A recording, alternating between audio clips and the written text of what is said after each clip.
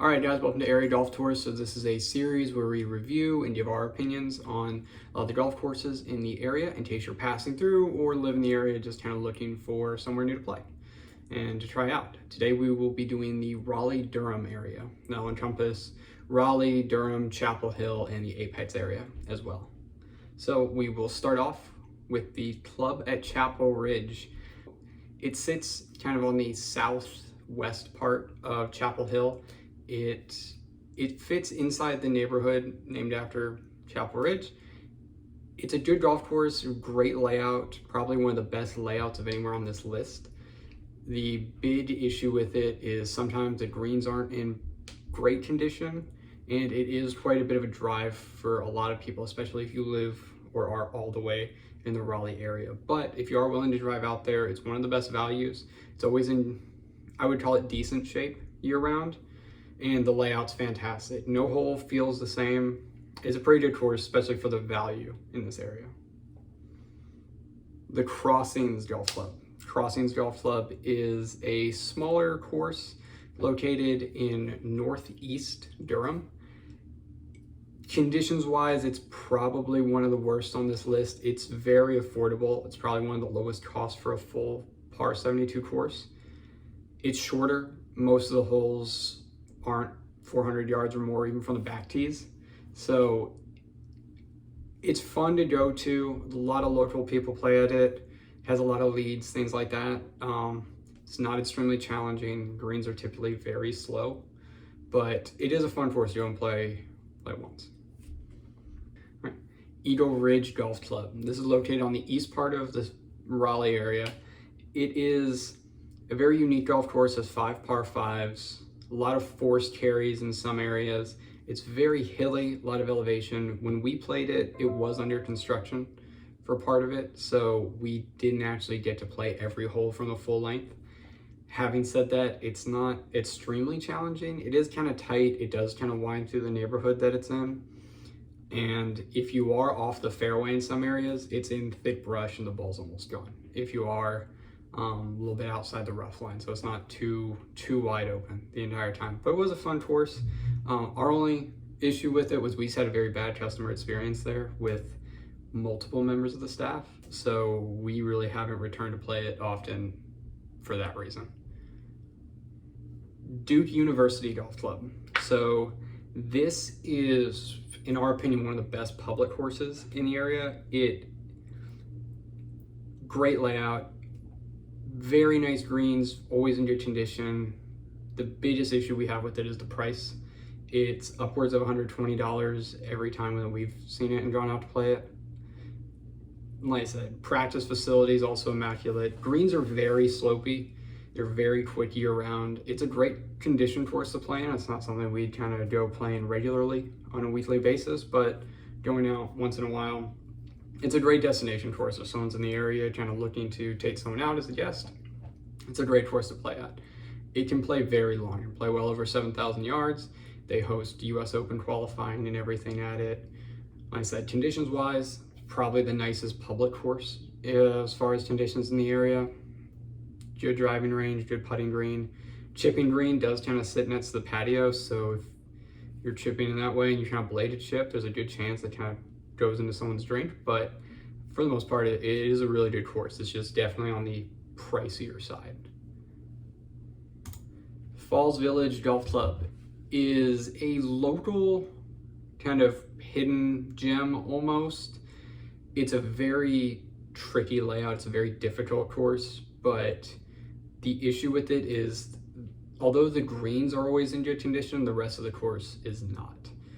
It's been a couple of years since we've been down here, and we have still not seen the bunkers renovated. I know it's in the plans for them, but as of right now, bunkers are almost unplayable. I think the members play it as ground and repair. But having said that, the course itself is a really tricky layout. Still good elevation changes, a lot of very unique ways that the holes dogleg and kind of wind through the woods. It feels very secluded. I think they're building a neighborhood around it, but right now it's still kind of tucked back into the woods. So greens are always really in good shape. So if the greens are what you're worried about, they're always usually good. It's very low cost compared to this area. And that's kind of the biggest thing why we frequent it a lot. With it being only $30 to $40 a play, sometimes even on weekends, great deal. HEDINGHAM Golf Club. So HEDINGHAM is about as neighborhood course as you can get. There are houses lining almost, I won't say lining every hole, there's houses on most holes. It sits back in a neighborhood on the west side of Raleigh. It's very tight on certain holes, meaning there are a handful of holes out there that are out of bounds on both the left and right side, where it really doesn't even make sense to hit driver. The course isn't that long, so you don't really need to. Conditions wise, it kind of falls middle of the road. It's never going to be super fast greens, anything like that, but conditions aren't terrible anywhere. Bunkers are fine to play out of, just not anything spectacular. And then, like I said, just the biggest issue we have with it is it has a lot of blind tee shots. So if it's your first time playing the course, there are some holes where you'll stand on the tee and have no idea where to even aim. And then the other issue just being how there's out of bounds sometimes lining both sides of a hole, making there no clear miss. So it can make for a slow round. You know, if someone's losing a lot of balls, a lot of tee shots, if the guy in front of you is losing a lot of balls or tee shots, it can kind of back it up a little bit. HILLANDALE Golf Club is a great location for a lot of beginners and just anybody that loves golf history. It's an old Donald Ross design, so it's one of the oldest public courses in the area. It feels very wide open in certain spots. The rough's not very deep. The greens are usually in decent condition. It's usually very inexpensive to play. Typically kind of a go-to spot around here if a lot of the other courses are busy and you just need to jump out for a tee time on the weekend. They're a pretty good spot. It's very easy to walk, and that's kind of one of our favorite parts, being an old school golf course built in the 1920s. It's really easy to just go out and walk the entire course. It's fairly flat, a few undulations here and there. The greens can have a pretty good amount of slope to them, but for the most part, it's kind of a shorter, more wide open course, very old school architecture, but it is kind of a really good, cheap place to go. For a budget standpoint, it's one of the best. Knights Play Golf Center. So this is actually personally my favorite place on the list. It is a driving range and 27-hole par 3 facility. It stays lit up sometimes in summer all the way till midnight with stadium lighting on not only the range but also on the entire course. Most casual golf place you can ever imagine. Small clubhouse, small grow room, massive range split into two massive sections. It has a very small chipping green, decent sized putting green, has a practice bunker. Like I said, huge range, so most people in this area can use it as their go-to practice space. Like I said, with it being open late, hence the name Knights Play, it stays open pretty late. And like I said, not only can you practice and hit balls all night, I've seen them take tee times all the way until 10 p.m. during the summer. So you can go out, you can actually use carts on the par 3 course as well, which is really neat, but you can, play up to 27 holes, par 3 course, all the way till 10 p.m. at night. Lockmere Golf Club is what we have nicknamed Swampmere in this area. It's very flat, very flat. It sits on a very low-lying floodplain, so one of the issues is if it rains in that area, if it rained within the past 3 days, probably stay away from it. It's located right in the heart of Cary, so it's very convenient, stays very busy because of the location. And in the area it's in, there's not a lot of other public courses. So typically always very busy, but it does move at a pretty fast pace. It's not a difficult golf course. A lot of the holes are kind of up and down, but the back nine is a little bit more interesting. There is a lot of water features on the course, a lot of ponds that you have to play around, a lot of good dog legs. But like I said, biggest issue is a lot of times the fairways don't stay in great condition because of all the water damage. Greens are usually fine, but it's not kind of a go-to, I would say, for this area as far as like a really well-renowned course, primarily just because it's always busy and the price is kind of mid-tier, even though the course probably isn't for this area, just because convenience. NC State's Lonnie Poole Golf Course. So this is probably one of the busiest courses in the Raleigh specific area. So it sits kind of right on the NC State campus, or in the southern part of Raleigh. The big thing about it is it's a very challenging course. Like every university course on here, it is expensive. It's, you know, $80 to $100 a round in the season. The big thing with this is it's much busier than the other two university courses. Conditions are always really good, as with all three of those, but like I said, it's very challenging. It's probably the hardest of the nice courses. It's plays long, plays well over 7,000 yards, a lot of sand traps throughout the entire thing. And one of the things that they'll do is they'll place the tees and the bunkers so that no matter what tees you're hitting from, the bunkers will be in play regardless. It is a fun track to play. Especially for your better players, it's very fun to go around, good elevation changes. But actually our favorite thing about the course is when you're actually on the range, you can actually just look over the entire section of downtown Raleigh from the top of the hill there. So it's a very pretty course. It is. It's just, like I said, the big issue is it is going to be expensive being a university course. The biggest downside of this one is probably just that it is busy all the time.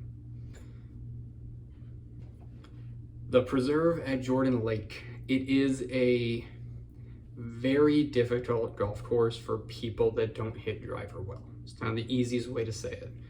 Lots of forced carries off the tees. No good place to miss it. It seems like a course that's hard for the sake of being hard. It's in the family of Chapel Ridge and Falls Village, but it's probably the best conditioned course of the three. It's kind of their premier one out of the three. Greens are really fast, typically very firm, in good condition.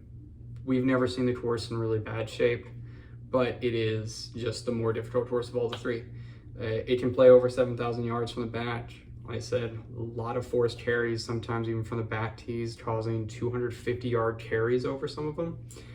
But it's a good course. It's definitely kind of on the mid to more expensive side of it, and it does sit out of the way like Chapel Ridge, kind of down southwest of Chapel Hill.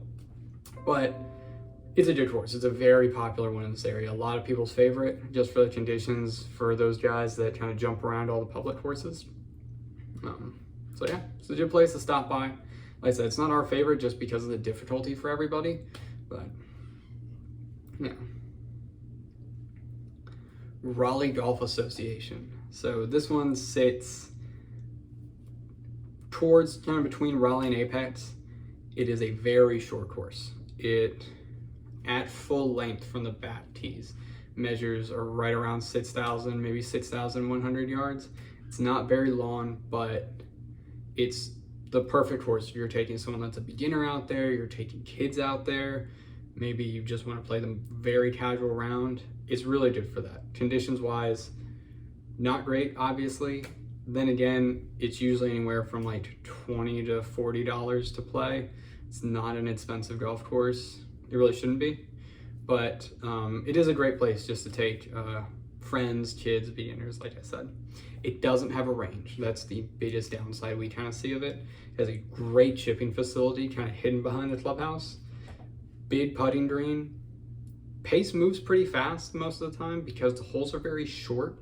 And actually a big thing about it is even though the fairways aren't necessarily very wide, off the fairways it is. So there's not a lot of holes, especially on the front nine, where you're really in danger of losing the ball completely. You know, you can be 40 yards off the fairway, and if anything, you might be just in some, some pine straws, or if at worst, you might be on the next fairway. But it's a great course if you're not great off the tee. You don't have to hit driver for most of the longer hitters if you don't want to. And like I said, if you do lose it, you usually have a spot to find it. UNC Finley Golf Course.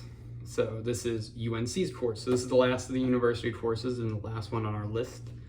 This one is I would actually consider the worst of the university courses. Like the other two, it is expensive. Like the other two, the clubhouse is decked out with UNC everything. So if you are a fan of any of these schools, they are great to go to. If you attended them, just fans of the sports, it's great to go and just wander through the pro shop and support them. But this course is probably the, like I said, the worst of the three in our opinion, solely for the layout. The layout feels very boring. It's very wide open off the tee, so a lot of people really love that, but it does kind of make it kind of repetitive for your better players. You hit driver as far as you can, and then hit anywhere from 140 to 160 yard shot into a lot of the holes. The holes do present a lot of danger in different areas. There is kind of a bid pond and bid lake on holes 15 and 16. Decent elevation changes out there. It's a very good course to walk. It's very flat outside of one hill on the back nine, but great course to walk. It's very rarely busy. That's kind of the best part. It has a bid range. It has a short game area, has a bid putting green. Like I said, even going in on the weekends, it's usually not that hard.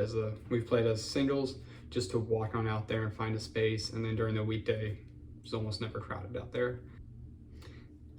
The bid renovation coming up pretty soon will change that. The course is actually going to be shut down here at the end of 2022. But like I said, it's a good course, very good conditions, as all the university courses are. It's just probably the least interesting as far as hole design goes. Thank you guys so much for watching this. You can always click the link down in the description to visit our website and leave comments kind of asking us where you'd like to see kind of public course reviews for the area.